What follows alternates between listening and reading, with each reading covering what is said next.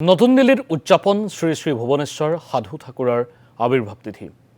উত্তৰ পূৰ্বাঞ্চলৰ বিষ্ণুপ্ৰিয়া মণিপুৰী নাগৰিক সমিতিৰ উদ্যোগত আয়োজন এই অনুষ্ঠানৰ মণিপুৰী সমাজৰ লোকসকলে আয়োজন কৰা এই ধৰ্মীয় অনুষ্ঠানত শ্ৰদ্ধাঞ্জলি জ্ঞাপন কৰা হয় অসমীয়াৰ প্ৰাণৰ শিল্পী জুবিন গাৰ্গক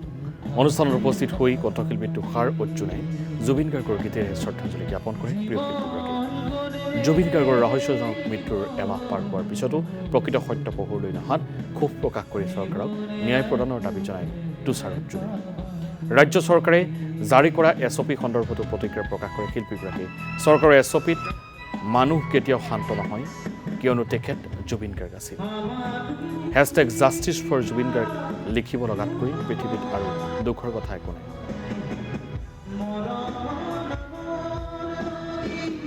যেনেকৈ মই যোৱাকালি গম পালোঁ এছঅপি এখন বান্ধিছে জুবিন গাৰ্গৰ ক্ষেত্ৰত মানুহৰ শান্ত কেতিয়াও নহ'ব কাৰণ সেই জুবিন গাৰ্গ আছিলে এই জুবিন গাৰ্গৰ কথা ক'ব গ'লে মোৰতো বহুত দীঘলীয়া সময় লাগি যাব মোৰ কাৰণ সেই মানুহজনে যি দি গৈছে তেখেতে এটাই কথা কৈ গৈছে মোৰ কোনো জাতি নাই মোৰ কোনো ধৰ্ম নাই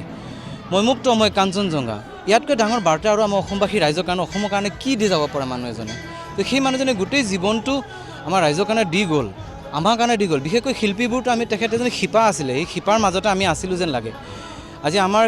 শিপাবিহীন হৈ গ'লোঁ আমাৰ ছাট এখন নাইকিয়া হৈ গ'ল এটা কণ্ঠ নাইকিয়া হৈ গ'ল যি কণ্ঠই অসমত আটাইতকৈ ভাৰ্চেটাইল ছিংগিং কৰিছিলে আটাইতকৈ বেছি ষ্টাইলত গাইছিলে সেই কণ্ঠটো নাইকিয়া হোৱা আজি এমাহৰ ওপৰত হৈ গ'ল তাৰ কাৰণে আজি আটাইতকৈ লাজৰ কথাটো হ'ল কি আমি তেখেতৰ কাৰণে যে আমি অসমৰ নিচিনা এখন ডাঙৰ